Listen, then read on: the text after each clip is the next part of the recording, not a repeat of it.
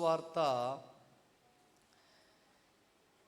7వ అధ్యాయములో మొదటి వచనంలో వ్రాయబడినటువంటి మాట దయతో జాగ్రత్తగా మనం చదువుకుంటే, యెరూషలేము నుండి వచ్చిన పరిసయ్యులను శాస్త్రులలో కొందరును ఆయన యొద్దకు కూడి వచ్చి.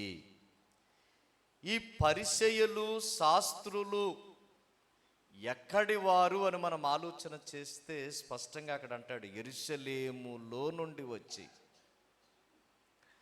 యెరూషలేములో దేవాలయం ఉన్నది.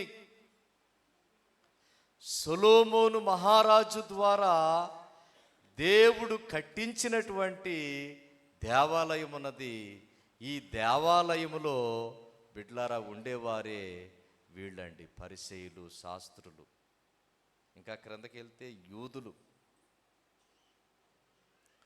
వీళ్ళందరూ కూడా మోషే ధర్మశాస్త్రాన్ని అనుసరించేవారే తప్ప యేసు ప్రభువారు వచ్చారు, యేసు ప్రభువారు మన కళ్ళ ముందు కనబడుతున్నారు, ఇదిగో ప్రవచనాల నెరవేర్పు జరిగింది అనే సంగతి వీళ్ళు విశ్వసించేవారు కాదండి. అటువంటి పరిసయ్యులు, శాస్త్రులు ఏమండి ప్రభు దగ్గరకు వచ్చంట. చూడండి 2వ వచనంలో అంటాడు, ఆయన శిష్యులలో కొందరు అపవిత్రమైన చేతులతో అనగా కడుగని చేతులతో భోజనము చేయుట చూచారంట. ఎవరు వీళ్ళు? శిష్యులు. శిష్యులు భోజనం చేసేటప్పుడు అంట చేతులు కడుక్కోకుండా భోజనం చేస్తున్నారంట. చూడండి, సహజంగా మనం కూడా భోజనం చేసేటప్పుడు చేతులు కడుక్కుంటాం.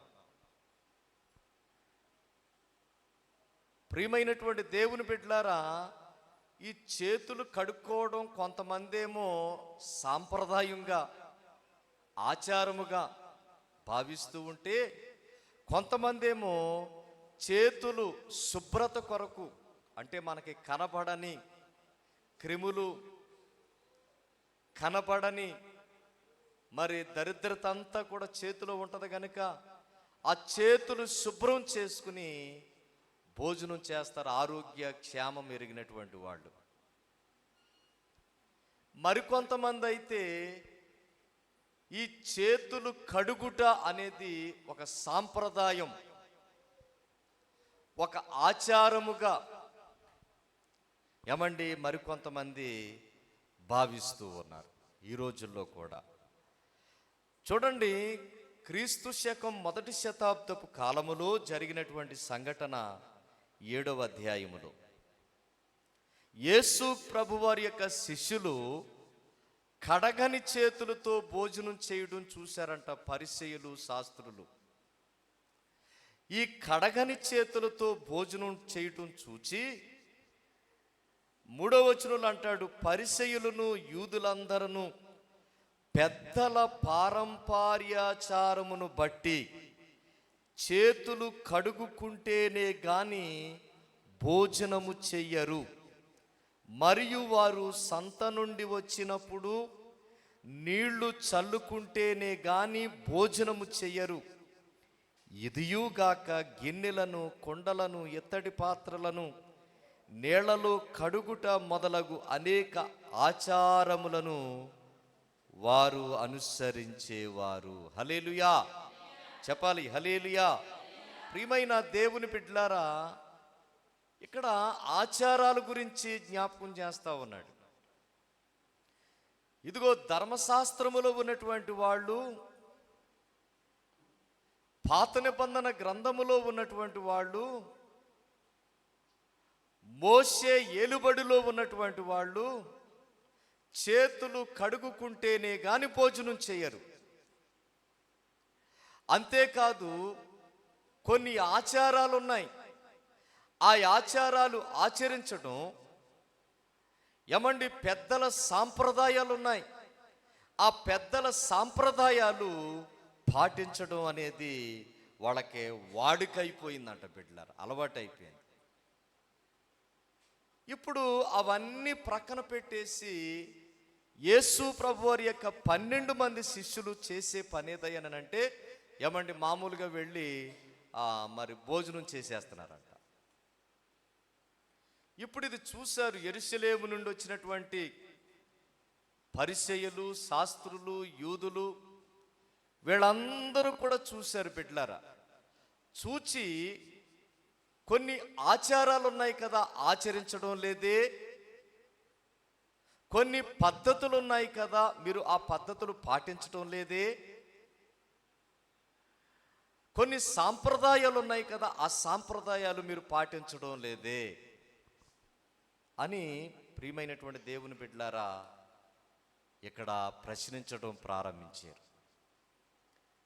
మన బ్రతుకుల్లో, మన కుటుంబాలలో కూడా పైకి క్రైస్తవులము అని చెప్పుకుంటామే కానీ, పరిశుద్ధ గ్రంథం పట్టుకుని వచ్చి వెళతామే కానీ, దేవుణ్ణి నమ్ముకున్నాము అని అంటామే కానీ, ఏమండి, ఆచారాల మానం, పద్ధతులు మానం, సాంప్రదాయాలు మానం. ఏమండి, ఇవన్నీ ఎందుకు చేస్తున్నామయ్యా అని మనం ఆలోచన చేస్తే, మనుష్యులను సంతోషింప చేయడానికి.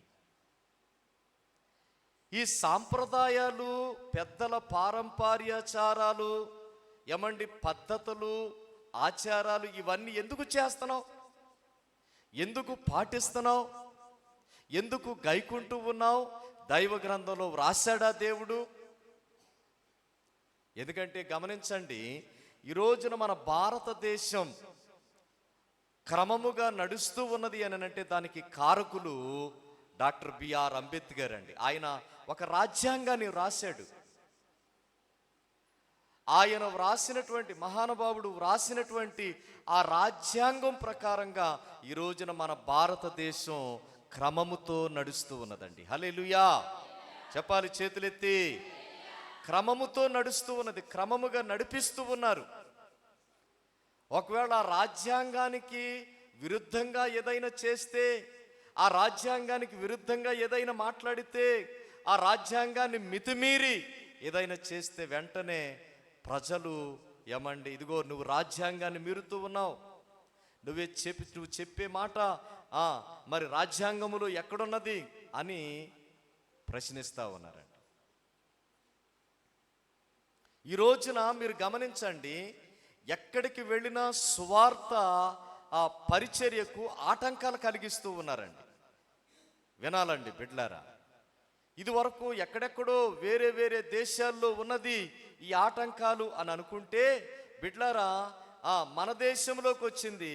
మన దేశంలో కూడా వేరే వేరే రాష్ట్రాలలో ఈ ఆటంకాలు ఉండేవి అని అంటే, బిడ్డలారా ఇప్పుడు మన ఆంధ్ర రాష్ట్రములోనే, మన ప్రాంతాలలోనే ఈ స్వార్థ పరిచర్యకు ఆటంకాలు కలుగుతూ ఉన్నాయి. ఆటంకాలు కలుగుతూ ఉన్నాయి. ఆటంకపరుస్తూ ఉన్న వారిని రాజ్యాంగములో ఏ మాటను బట్టి నువ్వు మరి ఆపుతూ ఉన్నావు అని అడుగుతూ ఉంటే, వాళ్ళ బిడ్డలారా మరి మూర్ఖత్వముగా మాట్లాడుతూ ఉన్నారు, సమాధానం చెబుతున్నారే కానీ, ప్రియమైనటువంటి సహోదరి సహోదరుడా, ఏమాత్రమే కరెక్ట్ అయినటువంటి ఆన్సర్, సమాధానం ఇచ్చేటువంటి వారిగా ఏమండి లేరు. గనుక మనకు ఒక రాజ్యాంగం ఉన్నది. అలాగనే దేవుని ప్రజలయ్యున్నటువంటి వారికి చెప్పండి, ఒక రాజ్యాంగం అనబడిన పరిశుద్ధ గ్రంథం ఉన్నదండి. అర్థమైన వాడు చేతులెత్తి చెప్పండి హల్లెలూయా. క్రైస్తవులకు చెప్పండి ఒక రాజ్యాంగం, అదేదయ్యనంటే పరిశుద్ధ గ్రంథం. ఈ పరిశుద్ధ గ్రంథములో ఏం చెయ్యాలో వ్రాసాడు ఆయన, ఏం చెయ్యొద్దన్నారో రాశారు ఆయన, ఎలా నడవమన్నారో రాశారు ఆయన, ఎలా బ్రతకమన్నారో రాశారు ఆయన, ఏం చెయ్యొద్దన్నారో రాశారు ఆయన. ఒకవేళ ఆయన ఆజ్ఞాపించినటువంటి ఆ ఆజ్ఞలు గనక, ఆ మాట గనక, ఆ వాక్యము గనక మితిమీరితే, అందుకని అంటాడు 1 యోహాను రాసిన పత్రికలో, ఆజ్ఞ అతిక్రమమే పాపము, పాపము వలన వచ్చు జీతము మరణము అని ప్రభు చెప్పారు. గనుక నేను అడుగుతూ ఉన్నాను, మనకు దేవాతి దేవుడు వ్రాసిచ్చిన రాజ్యాంగం అయ్యున్న ఈ దేవుని వాక్యం, మనకు దేవాతి దేవుడు వ్రాసిచ్చినటువంటి ఈ పరిశుద్ధ గ్రంథపు యొక్క పద్ధతులను నువ్వు పాటిస్తూ ఉన్నావా, లేక లోక సాంప్రదాయాలు, లోక ఆచారాలు, లోక ఆడంబరాలు, ఏమండి ఎవరో చెప్పారని, ఏదో చేయమన్నారని నువ్వు నేను చేసేస్తున్నామా? ఆలోచన చేయండి ఒకసారి. పైకి క్రైస్తవులమే, పైకి పరిశుద్ధ గ్రంథం పట్టుకున్న వాళ్ళమే, పైకి దేవుని పేరు కలుగున్నటువంటి వాళ్ళమే. ఏమండి? అందుకనే యెరూషలేము నుండి వచ్చినటువంటి ఆ పరిసయ్యులు, శాస్త్రులు ప్రభుని అడుగుతూ ఉన్నారంట, ఇదిగో మోషే ధర్మశాస్త్రములో మరి చెప్పినటువంటి ఆచరించేటువంటి ఆచారాలు ఉన్నాయి. భోజనం చేసేటప్పుడు చేతులు కడుక్కోవాలని నీ శిష్యులకి ఆ జ్ఞానం లేదా? నీ శిష్యులకి వివేకం లేదా? నీ శిష్యులు చెప్పిన ఆ మాట లోబడరా? వాళ్ళు ఎందుకు చేతులు కడుక్కోకుండా భోజనం చేసేస్తా ఉన్నారని ఏమండి యేసు ప్రభు వారిని ప్రశ్నిస్తా ఉన్నారు.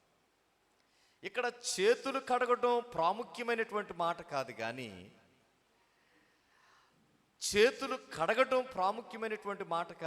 అంత ఆలోచించేటువంటి మాట కాదు, కానీ అక్కడ వారు మరి చెబుతూ ఉన్నారు, కొన్ని ఆచారాలు ఉన్నాయి, కొన్ని పద్ధతులు ఉన్నాయి, కొన్ని సాంప్రదాయాలు ఉన్నాయి.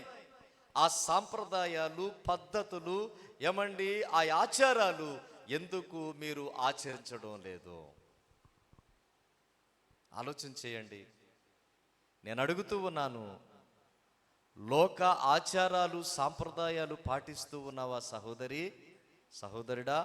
లేకపోతే దేవుడు మనకిచ్చిన రాజ్యాంగం అయి ఉన్న పరిశుద్ధ గ్రంథములో ఉన్న మాటలు పాటిస్తూ ఉన్నావా? ప్రశ్నించుకో.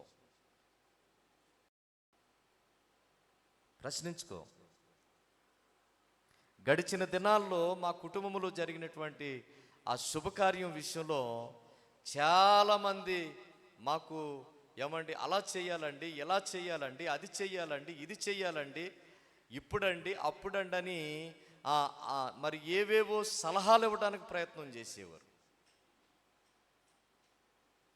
ఎందుకంటే ఎవరిళ్లలో శుభకార్యాలు జరిగినా, ఎవరిళ్లలో మరి ఈ మరి ప్రత్యేకమైన కార్యక్రమాలు జరిగినా ఆ ఇంటోళ్ళ కంటే బయటోళ్ళ యాక్షన్లు ఎక్కువగా ఉంటాయండి. గమనించారు మీరు?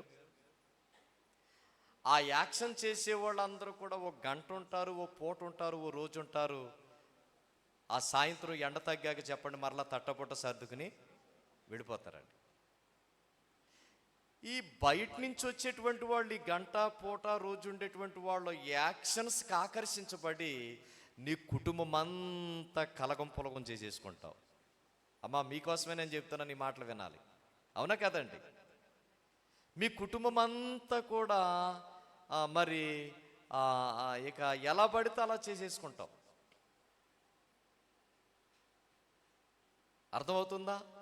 నువ్వు పునాది రాయి పెడుతున్నావంటే నీకంటూ ఒక శాసనం ఉన్నది, నీకంటూ ఒక దైవ గ్రంథం ఉన్నది. పునాది రాయి పెడతా ఉన్నావంటే నీకు ఇవ్వబడిన శాసనంలో ఏమున్నది అనేది చదివి విని ఏమంటే దాని ప్రకారంగా చెయ్యి. ఎవడో వచ్చి పసుపు రాసేయమన్నాడని, ఎవడో వచ్చి కుంకుమ రాసేయమన్నాడని, ఎవడో వచ్చి ఆవు పాలు పోసేయమన్నాడని, ఎవడో వచ్చి ఏయో కట్టమన్నాడని కట్టేయటం కాదు. అది సాంప్రదాయం, అది ఆచారం, అది లోక సంబంధమైనటువంటి పద్ధతి. అర్థమవుతుందా అండి? కాబట్టి అందుకనే అపోస్తుల కార్యాల్లో వ్రాయబడింది, మీరు లోకమునకు చెప్పండి ఏమై ఉండమన్నాడు? చెప్పాలి గట్టిగా, అందరూ చెప్పాలి. లోకానికి, బిగ్గరగా చెప్పాలి, లోకానికి. మరి వేరై ఉంటున్నామా? వేరై ఉంటున్నామా? అక్కడేమో చెప్పండి, పాస్టర్ గారు పాడతారు, పరిశుద్ధ పరిశుద్ధ పరిశుద్ధ ప్రభువా. పాడండి. అలా చూస్తున్నారేంటమ్మా? పాడండి అమ్మా. పరిశుద్ధ జన కూడా పరిశుద్ధ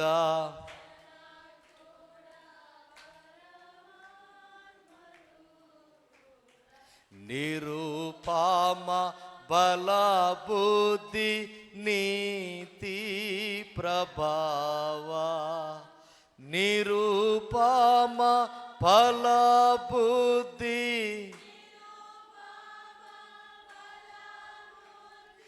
నిరూపమ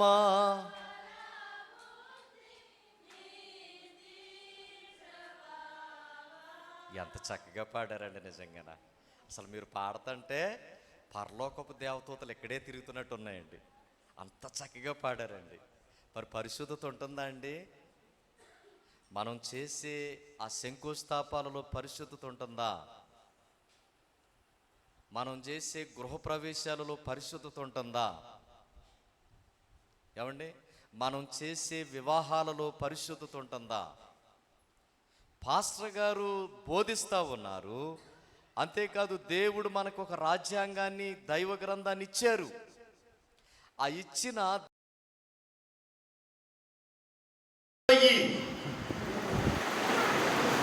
ఎవడో పెట్టమన్నాడంట, చేతుల్లో పెట్టు కూర్చుంటారండి.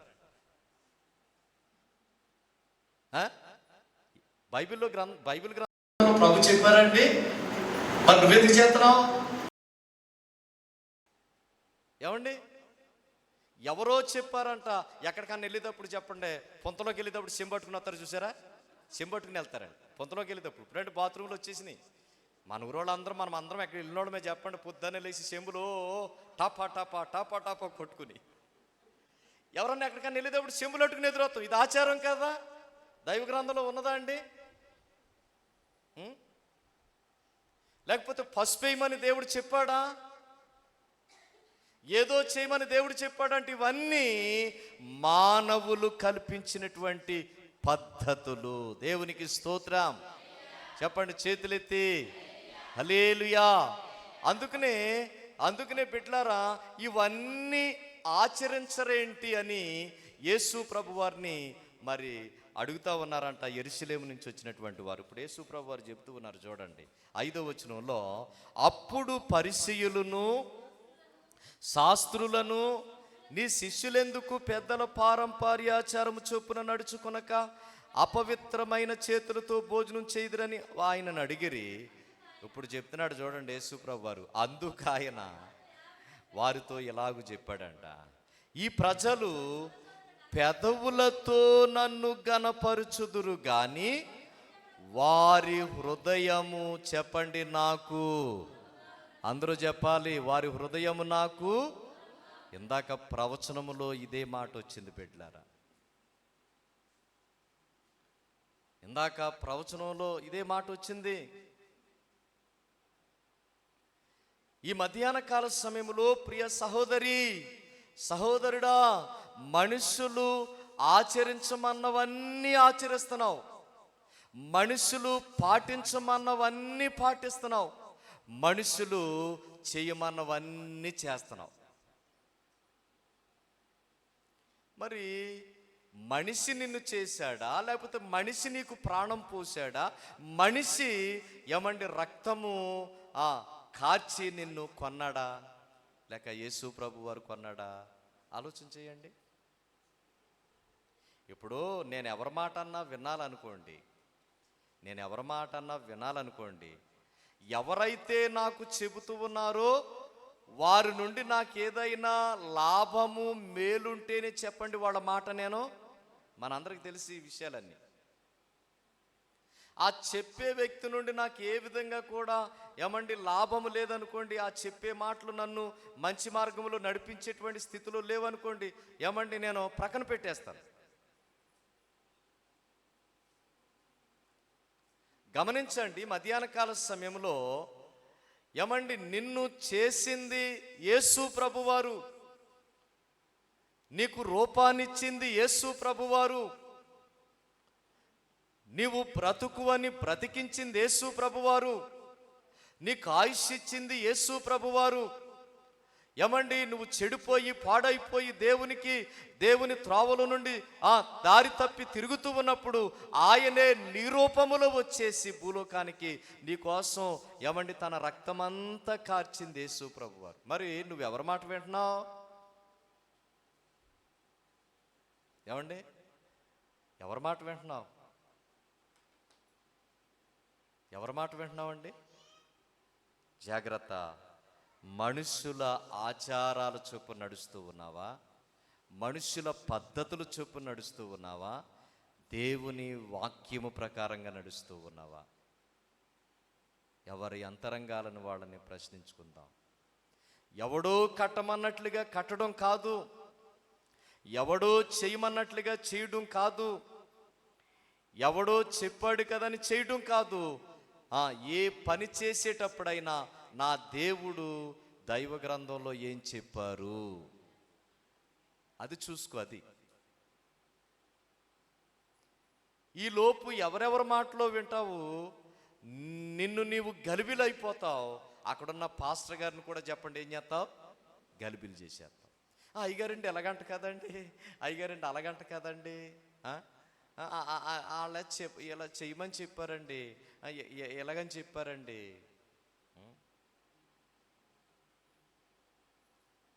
మొన్న ఒక రోజు ఒక ఇంటి దగ్గర గుమ్మం ఎత్తుతూ ఉన్నాం. నేనే ఆ డేట్ ఇచ్చాను. ఒక ఆయన అంటాడు, ఏమండి అయ్యగారు, నిమిషాలు సెకండ్లు ఏమీ లేవంటారా? అందరూ చెప్పండి, ఏంటంట అయ్యి? నిమిషాలు సెకండ్లు ఏమీ లేవంటారా? దేనికి అన్నాను. అలా కాదు, మామూలుగా సూత్రంగా పెట్టి కట్టేటప్పుడు ఏంటి, లేకపోతే గుమ్మం ఎత్తేటప్పుడు ఏంటి, లేకపోతే ఆ ఇటుకు పెట్టేటప్పుడు ఏంటి, ఇదిగో 8 గంటల 12 నిమిషాలకనో 8 గంటల 27 నిమిషాలకనో ఇలా నిమిషాలు ఉంటాయి కదా, గట్ట ఏమీ లేవా అని అంటున్నాడు.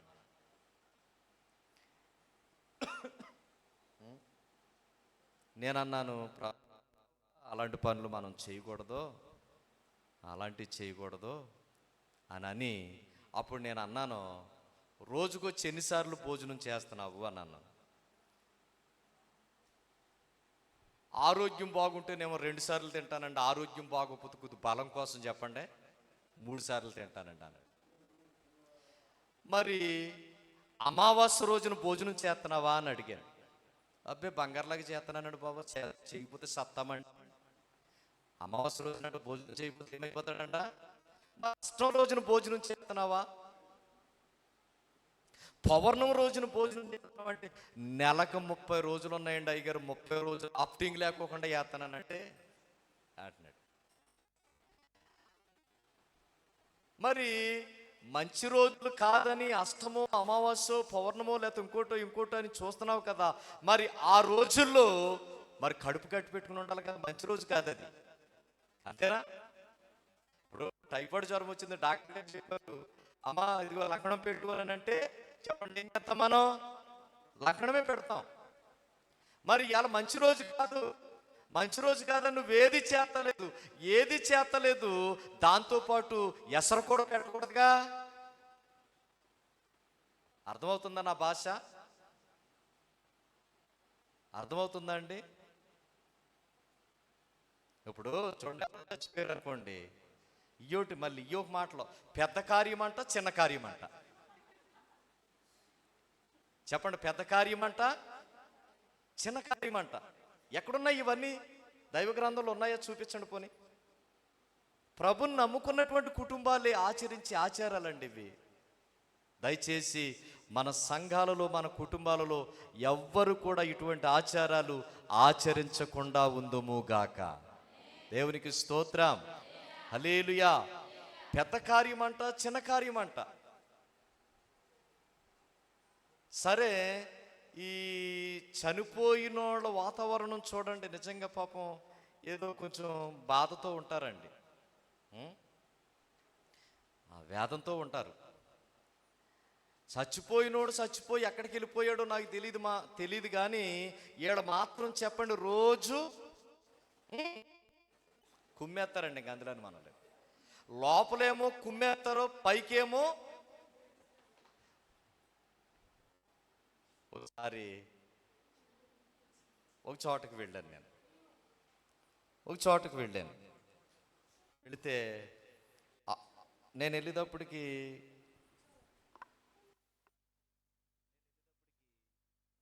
చేపల కూర వేసుకుని చక్కగా భోజనం చేస్తుంది నట్టింట్లో. చేపల కూర వేసుకుని చక్కగా భోజనం చేస్తుంది. ఫోన్లే పాపం 4 రోజులు బట్టి పాపం దేవుడు పోయాడు అన్నట్టుగా ఇది ఇయ్యాలే తింటుంది కావాలనుకుని ఆ వాటికి అనుకునేవాడికి నన్ను చూసి ఆ కంచం వెనకాల గంటేసి నా దేవుడు నా దేవుడా. ఎందుకండి ఈ యాక్షన్లో? కంచమే వెనకాల ఉంది, చెయ్యేమో దుప్పటికి తుడిసేసింది, కప్పుకున్న దుప్పటికి తుడిసేసి నా దేవుడా నా దేవుడా నా దేవుడు నువ్వు ఉన్నప్పుడేమో నన్ను ఎలా చూసుకునేదా నువ్వు దేవుడా, యాసాకాలం వచ్చిందంటే డ్రింక్ బాటిల్ తెచ్చేసి వాడు దేవుడా. ఎందుకు వచ్చిన యాక్షన్లు అండి ఇవన్నీ? దేవుడు వెళ్ళవలసిన కాడికి వెళ్ళిపోయాడు. అందుకని అంటాడు ప్రసంగి గ్రంథంలో, ఇర్మియా గ్రంథంలో, చనిపోయిన వాని గురించి చెప్పండి, ఏం చేయకండి, ఏడవకండి. ఏదో ఒక రోజు గంట ఏడిసావు అయిపోయింది. ఎందుకంటే వాడు తిరిగి తన జన్మభూమికి మరలా రాడు. శుభ్రంగానేమో తినేస్తున్నావు, చేపల కూర వేసుకుని పెద్ద పెద్ద ముద్దలెట్టేస్తున్నావు. మనుషులు వెళ్ళేటప్పటికేమో దేవుడా. ఏమండి? కాబట్టి దయచేసి మీరు గమనించండి, రకరకాలైనటువంటి పద్ధతులు, ఆచారాలు, రకరకాలైనటువంటి ఆలోచనలు. అందుకనే యేసు ప్రభువారు స్పష్టంగా చెబుతూ ఉన్నారు ఏమని అనంటే, ఈ ప్రజలు పెదవులతో నన్ను గనపరుచుచున్నారు, కానీ అంతరంగాలలో మాత్రం ఆచారాలు ఉన్నాయి. అంతరంగాలలో మాత్రము చెప్పండి మనుషుల పద్ధతులు ఉన్నాయి. అంతరంగాలలో మాత్రం చెప్పండి మనుషులు కల్పించినటువంటి విధి విధానాలు ఉన్నాయి. ఇదిగో ఈ మధ్యాహ్న సమయంలో మీలో ఎవరైనా అలాంటి వారు ఉంటే, మనలో ఎవరమైనా అలాంటి వారు ఉంటే, సాంప్రదాయాలని, ఆచారాలని, పద్ధతులని ఇవన్నీ యేసు క్రీస్తు వారి యొక్క ఆ శిలువ మరణము చేత కొట్టివేయబడ్డాయి. హల్లెలూయా. చెప్పమ్మ చేతులెత్తి. దేవాలయపు తెర ఎప్పుడైతే చిరిగిపోయిందో అప్పుడే ఈ సాంప్రదాయాలు, ఆచారాలు, పద్ధతులు ఇవన్నీ కూడా ఏమంటే ఆయన రక్తము చేత, యేసయ్య రక్తము చేత కొట్టివేయబడ్డాయి. కనుక దేవుని మందిరానికి వచ్చి వెళుతూ ఉన్న మనం, మందిరములో ఉన్న మనం పెదవులతో దేవుని గనపరుస్తూ ఉన్నామంట. ఇందాక ప్రవచనం విన్నాం కదండి, పెదవులతో దేవుణ్ణి మహిమపరుస్తూ ఉన్నామంట. ఎవరు మిమ్మలను నన్ను ఆరాధించమని ఎవరు మిమ్మల్ని అడుగుతూ ఉన్నారు? ఎంత కఠోరమైనటువంటి మాట మనం విన్నాం బిడ్డలారా, ఎంత కఠినమైనటువంటి మాట మనం విన్నాం.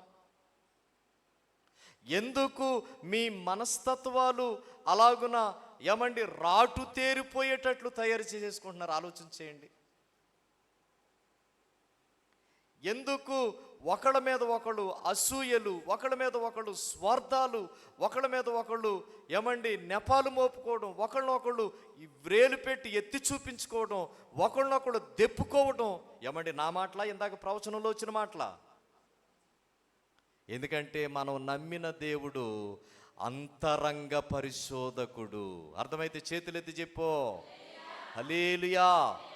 అంతరంగములను పరిశోధించేవాడు.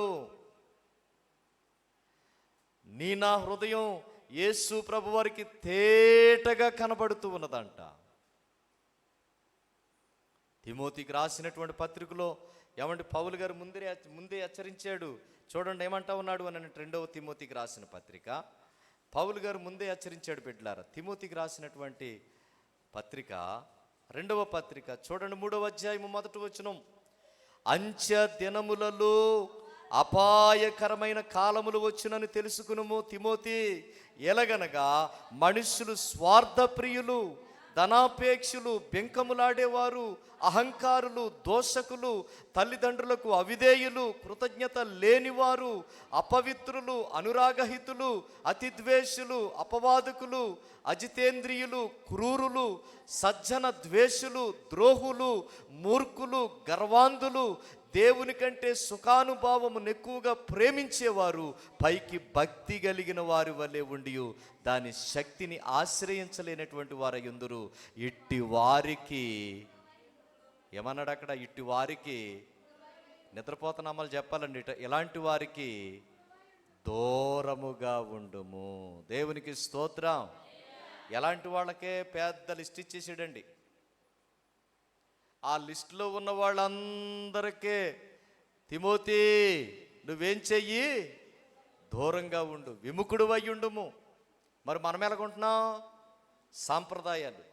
అమ్మో ఆవిడేదో సలహా ఇచ్చిందమ్మా, ఇళ్లలోకి వెళ్తున్నాం, అది ఆవిడేదో సలహా ఇచ్చింది, ఆ సలహా చేయకపోతే, ఆ సలహా పాటించకపోతే ఆవిడేమన్నా అనుకుంటుందేమో, ఏదైనా పెద్ద బండ వచ్చేసి నా నెత్తి మీద పడిపోద్దేమో. ఏమండి?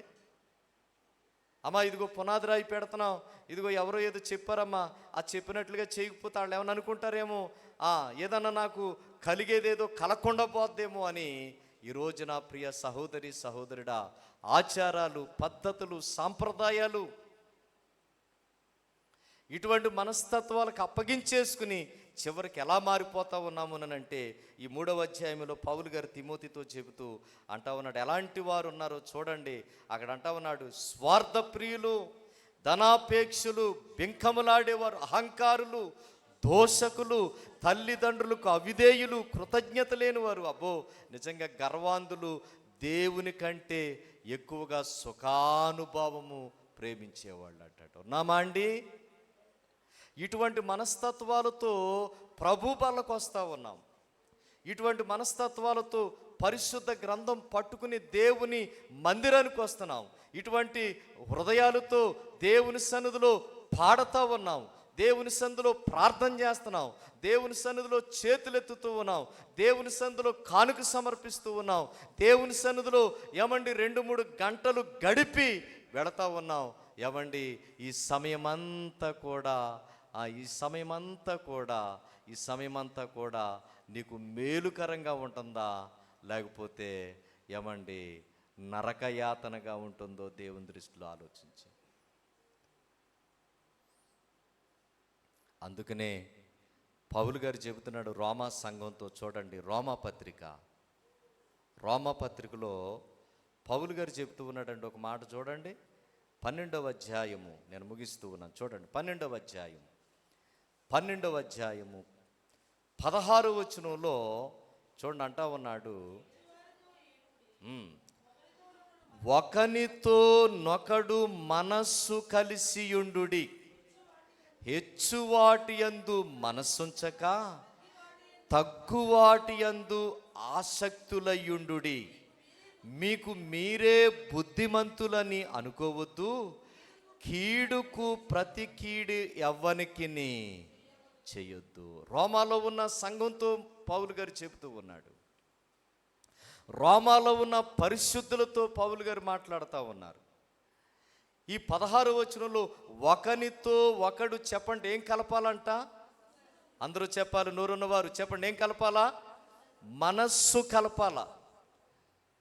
మనస్సు కలపవలసింది పోయి, తిమోతికి రాసినటువంటి పత్రికలు ఇందాక మనం చూసాం, స్వార్థపరులుగా, ధనాపేక్షలుగా, మూర్ఖులుగా, బెంకములాడేవారుగా, కొండాలు చెప్పుకునే వాళ్ళగా, ఒకళ్ళనొకళ్ళు ఏళ్ళెట్టి చూపించుకునేవారుగా, ఏమండి రకరకాలైన, చూడండి అక్కడ చెప్పిన లిస్టు, రకరకాలైన వారిగా ఈ రోజున దేవుని ముందు కనబడతా ఉన్నాం. జాగ్రత్త సంగమా.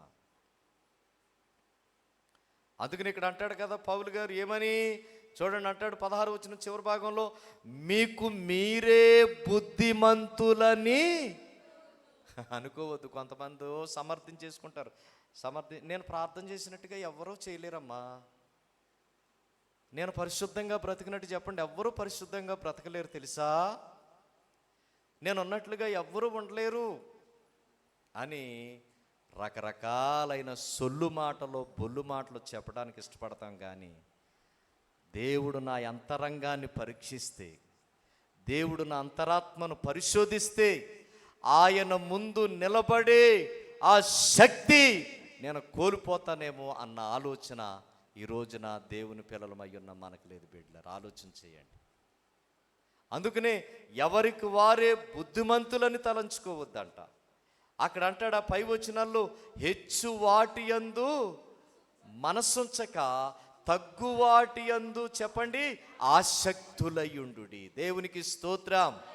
బిడ్లారా, నేనేమంటానంటే ముగించే ముందు ఇటువంటి ఆత్మ సంబంధమైనటువంటి సాంప్రదాయాలను కలుగుందాం, ఇటువంటి ఆత్మ సంబంధమైనటువంటి సూత్రాలను కలుగుందాం, ఇటువంటి ఆత్మ సంబంధమైనటువంటి ఆచారాలను కలుగుందాం. అంతే తప్ప లోక సాంప్రదాయాలు, మనుషుల సాంప్రదాయాలు, లోక ఆచారాలు ఇవేవి కూడా దయచేసి మనలను పరలోకానికి తీసుకుని వెళ్ళవు. నేనంటాను, అవన్నీ కలుగుంటే పోయేది ఎక్కడికయ్యానంటే పాతాళానికే. అవన్నీ కలుగుంటే పోయేది ఎక్కడికయ్యానంటే నరకానికే. అవన్నీ కలుగుంటే పోయేది ఎక్కడికయ్యానంటే అగ్ని ఆరదు పురుగు చావదనే స్థలానికి. లాజరున్నాడు, అలాంటివేవి కూడా పాటించలేదండి. దేవుని వాక్యాన్ని పాటించాడు, దేవుని శాసనాన్ని పాటించాడు, దేవుని సన్నిధిలో ఉన్నాడు. కరువైన, రణమైన, మరుగుటైనా, ఇంకోటైనా, నిందైన, బందైనా ఆయన భరించుకున్నాడు. ఎక్కడికి వెళ్ళాడో తెలుసా? శాశ్వతమైన చెప్పండి దేవుని రాజ్యానికి వెళ్ళాడండి. దేవునికి స్తోత్రం. ఈ మధ్యాహ్న కాల సమయంలో బిడ్లారా, నేను ముగించే ముందు రెండు మార్గాలు ఉన్నాయి. ఒకటేమో పాతాళానికి పోయే మార్గం అంట, మరొకటేమో చెప్పండి జీవానికి పోయే మార్గం అంట. పాతాళానికి పోయే మార్గమేమో చెప్పండి ఎలాగుంటుంది? వెడల్పు, విశాలంగా ఉంటుందంట. పరలోకానికి పోయే మార్గమేమో ఇరుకుగా ఉంటుందంట. అయినను మనం ఇష్టపడి ఆ త్రోవ గుండా వెళ్ళడానికి ఇష్టపడితే యుగ యుగాలు, తరతరాలు సంతోషముగా ఉండి ఆ పరిశుద్ధుల సమూహములో దేవుని దూతలతో, యేసయ్యతో యుగ యుగాలు, తరతరాలు నివాసము చేసేటువంటి పరలోక రాజ్యములో ప్రవేశించడానికే మనము యోగ్యులుగా ఉంటాం. యోగ్యులుగా ఉంటాం, అర్హులుగా ఉంటాం. అంతే తప్ప మరి ఆ యెరూషలేము నుంచి వచ్చినటువంటి ఆ పరిసయ్యులు, శాస్త్రులు, యూదులు వాళ్ళ వలె ఆచారాలను ఆచరించడం, వాళ్ళ వలె మరి పద్ధతులను ఆచరించడం, పెద్దల పారంపర్యాచారము చొప్పున నడవడం, ఇలాంటివన్నీ కూడా ప్రక్కన పెట్టి వాక్యానుసారమైనటువంటి స్థితిలో మార్కు సువార్తలో 7వ అధ్యాయంలో యేసు ప్రభువారు చెప్పారు, ఇదిగో మీరు ఆరాధన చేస్తూ ఉన్నారు కానీ ప్రభు చెప్తున్నాడు, మీ హృదయాలు చెప్పండి ఎలాగున్నాయి? దూరంగా ఉన్నాయి. అలా దూరముగా ఉండే భక్తి కాదు. కానీ రోమాపత్రికలో మనం చదివాం, మనందరం కలిసి ఒకనితో ఒకడు మనస్సు కలిపి బిడ్లారా ప్రభు సన్నిధిలో ఎవరికి వారి తగ్గించుకుని, ఎవరికి వారి విధేయత చూపి, ఒకరినొకరు గౌరవించుకుంటూ, ఒకరినొకరు ప్రోత్సహించుకుంటూ, ఒకరినొకరు ప్రేమ ఆప్యాయతతో బ్రతుకుతూ నిజముగా వీళ్ళు క్రైస్తవులు అని చూసిన వారికి, వీళ్ళు దేవుని పిల్లలు అని చూసేవారికి, వీళ్ళు నిజంగా దేవుని వాక్యాన్ని అనుసరిస్తూ ఉన్నవారు అని చూసేవారికి అర్థమయ్యేటట్లు ఎక్కడి నుంచైనా బ్రతుకుదామా అండి? ఎక్కడి నుంచైనా బ్రతుకుదామా? అలా నేను బ్రతుకుతానయ్యా, ఇప్పటి వరకు బ్రతికిన బ్రతుకు వేరు, ఈ రోజు నుంచి నేను బ్రతకపోయే బ్రతుకు వేరయ్యా, ఇక నుంచి ప్రభు కొరకే బ్రతుకుతాను, వాక్యం కొరకు నేను బ్రతుకుతాను, దేవుడు నాకు ఇచ్చిన దైవ గ్రంథంలో చెప్పిన ప్రతి మాట ప్రకారంగా నేను బ్రతుకుతాను అనే తీర్మానం నువ్వు చేసుకుంటే ఉన్న చోటే మోకరించండి, కండ్లు మూసుకోండి, ప్రార్థన. దయచేసి అందరం కలిసి మోకరిద్దాం, కండ్లు మూసుకుందాం, ప్రార్థన. అందరం కలిసి మోకరిద్దాం, కళ్ళు మూసుకుందాం. ఇదిగో ఇటువంటి వాటి విషయం కోసమే ప్రభు అయిన యేసు క్రీస్తు వారు చివరికి తన ప్రాణము పెట్టడంకైనను, తన శరీరమును అప్పగించడం కొరకైనను, తన 33.5 సంవత్సరాల యవన ప్రాయమంతా కూడా నీ కోసం నా కోసం అప్పగించడం కోసమైనను వెనుకంజ వేయకుండా ఆయన మన కొరకు బలైపోయాడు. బిడ్లారా, అందుకనే దయతో మనందరం కలిసి మోకరించి కండ్లు మూసుకుని, ప్రభువా మీరు ఇచ్చిన వాక్యం ప్రకారంగా, మీరు చెప్పిన మాటల ప్రకారంగా, మీరు చెప్పినటువంటి ప్రభువా ప్రతి దేవుని వాక్యపు ప్రకారంగా నేను బ్రతుకుతానయ్యా, నేను చేస్తానయ్యా, నేను ఇక నుంచి ఆయన నడుస్తానయ్యా అన్న వాళ్ళందరూ చేతులెత్తి దేవునికి స్తోత్రాలు చెప్పండి. నోరు తెరిచి అందరూ స్తోత్రం చెబుదాం. స్తోత్రం స్తోత్రం చెబుదాం. అందరం కలిసి దేవునికి స్తోత్రం చెబుదాం. స్తోత్రం స్తోత్రం స్తోత్రం చెప్పాలి. ప్రతి వారు కూడా స్వరమెత్తి నోరు తెరిచి, ప్రభువా ఈలోక సాంప్రదాయాలతో కాదు, ఈలోక పద్ధతులతో కాదు, ఈలోక సంబంధమైన మానవులు మనుషులు కల్పించినటువంటి వాటితో కాదు నాయనా, వాక్యానుసరమైన జీవితం ఇదిగో మేము కలుగుంటామయ్యా అని ఒక మాట ప్రభుతో చెబుదామండి. ఎవరికి వారు మేము ప్రభుతో చెబుదాం, ప్రభు సన్నిధిలో చెబుదాం. అపరాధినై అందుడనై అపవాదితో అనుచరునై, అపరాధినై అందుడనై అపవాదితో అనుచరునై సంచరించితి చీకటిలో, వంచన చేసితి నెందరినో, వంచన చేసితి నెందరినో, దేవా పాపిని నిన్నాశ్రయించాను యేసయ్యా, ప్రేమ చూపించి నన్నాదుకోవయ్యా, దేవా పాపిని కలువరిలో సిలువందా కలవరముంది. ఈ శరణం పాడుతూ ఉన్నప్పుడు యేసయ్యతో సమాధాన పడదాం. ఒకవేళ ఏ మాటల చేతైనను, ఏ క్రియల చేతైనను, ఏ చేష్టల చేతైనను బిడ్లారా ఇదిగో దేవుణ్ణి బాధ పెడితే, దేవుణ్ణి గాయపరిస్తే, ఈ మధ్యాహ్న కాల సమయంలో దేవుని సన్నిధిలో సమాధాన పడదాం. మరణమునే జయించితివి దేవా, పాపిని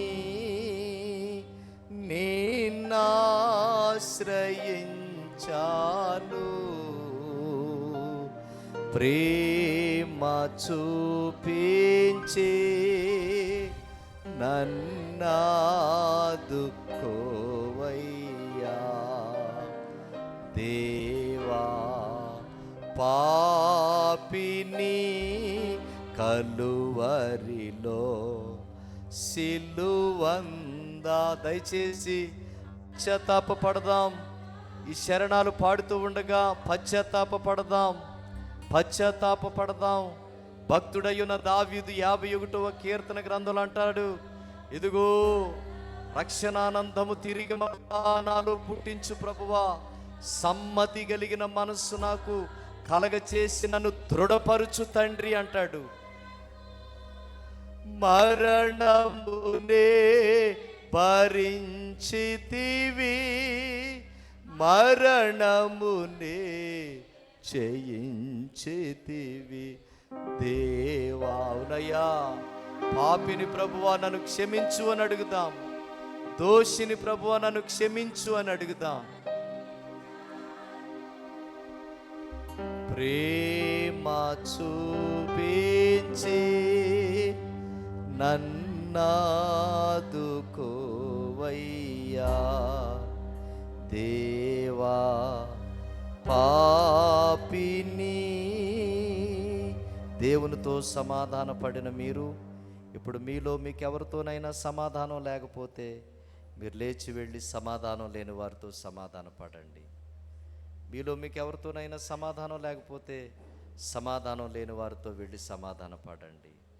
ప్రార్థన చేస్తా ఉన్నాను. పరిశుద్ధుడై ఉన్న తండ్రి, సర్వశక్తిమంతుడా మా యేసు ప్రభువా, నాయన ఇదిగో తండ్రి, మొదటిగా మీతో సమాధాన పడ్డారు నాయన.